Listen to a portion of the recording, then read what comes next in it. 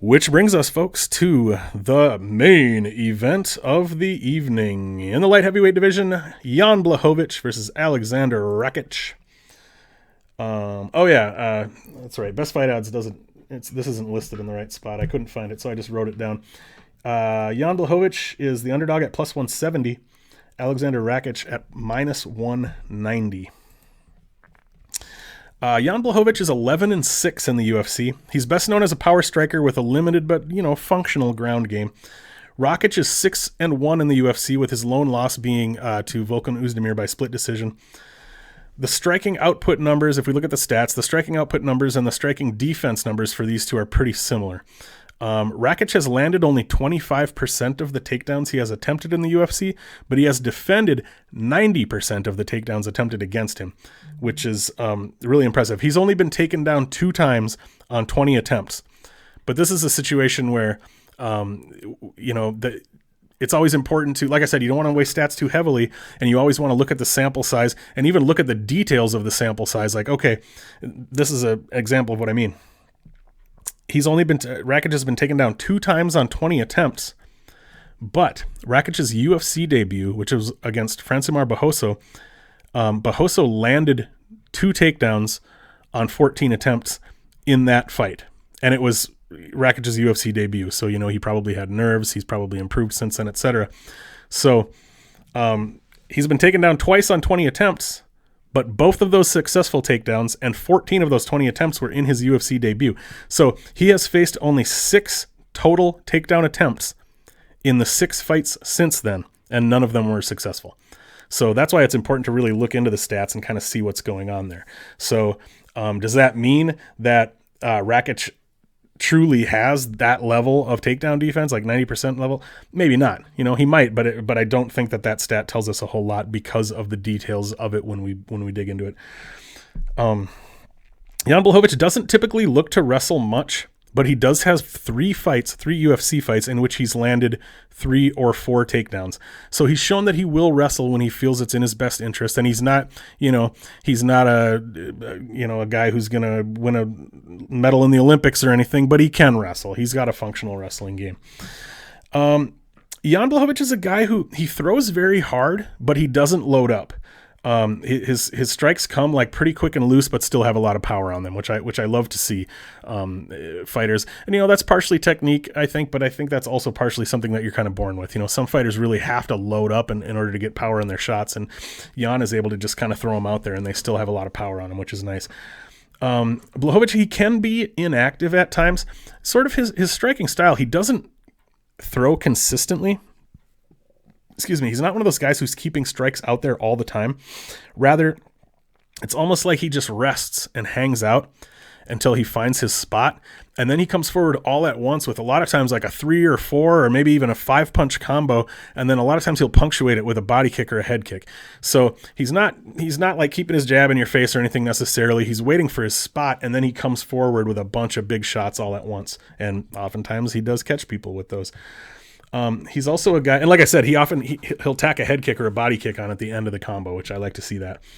He does like to try to draw strikes out of his opponent so he can counter. He'll try to use feints to draw out strikes.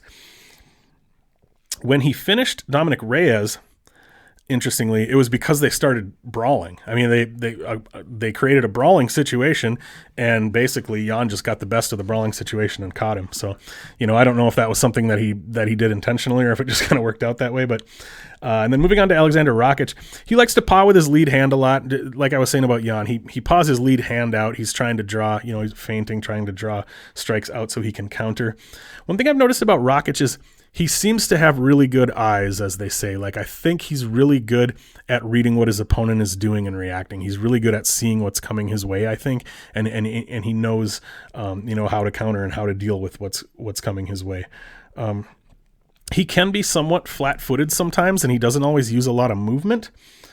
Maybe that's intentional. Maybe that's part of his style. I don't know. I feel like he's good at setting traps. Like I said, at seeing what his opponent is doing. I think he's good at setting traps and good at reacting to his opponent's movements. He also loves the head kick, and he's really good at setting it up. So overall, as far as an overall like dynamic for this fight here, Rakić is the significantly younger guy. I think Rakić is 30, and Blachowicz is 36 or 39. I can't remember.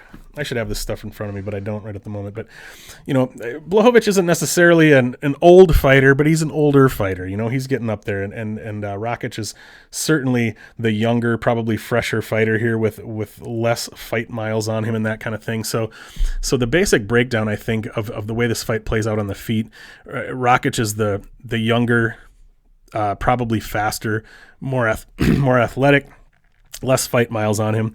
He's got a longer reach. He's got faster hands, I think. He's got, like I said, he's got great eyes and great reactions.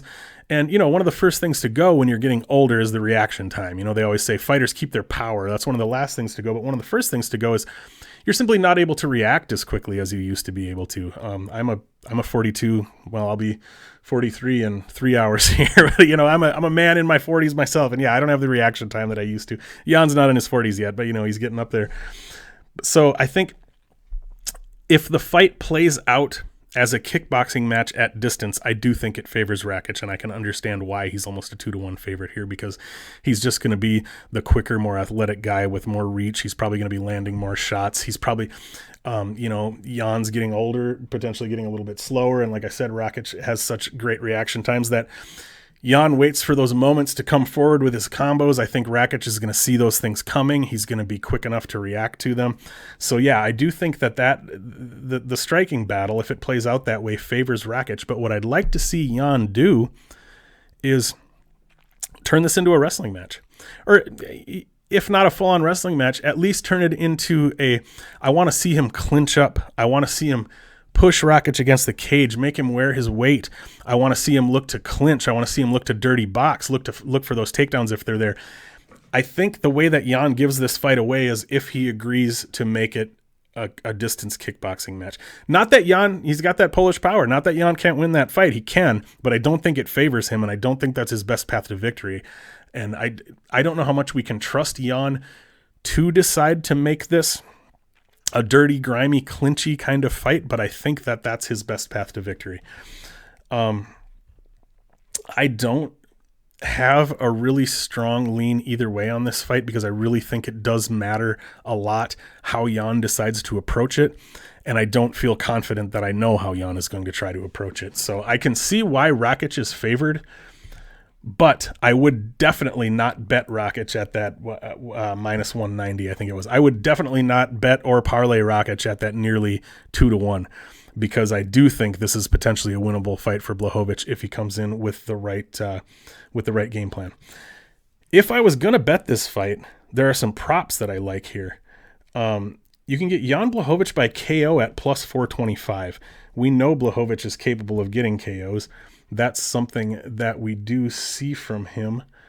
Hold on, I'm going to pull this up because I was going to type this in my notes, but I forgot to do it. Another sneaky prop that because probably going to get a pretty good number on this one because it's very unlikely. But another sneaky prop is Blachowicz by sub.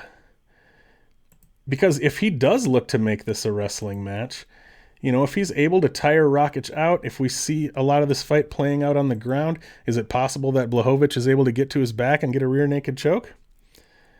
Is it plus 750 possible?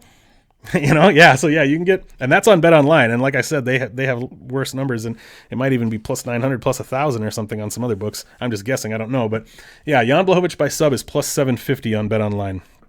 That could be one of those sneaky little props there that people aren't really thinking about because they just don't think the fight's going to play out that way. And they might be right. It might not. But I'm a person who likes to take sprinkles on fun little props like that. So just something to look at. But yeah, I think I probably do lean Rakić to win here, but not at, I don't lean him to win as much as the odds would suggest. So if I was going to bet here, I would probably bet Blachowicz, but I would look, the money line is maybe okay, but I would probably look toward some of those props, inside the distance KO or sub, something like that. But so far, it is going to be a stay away for me.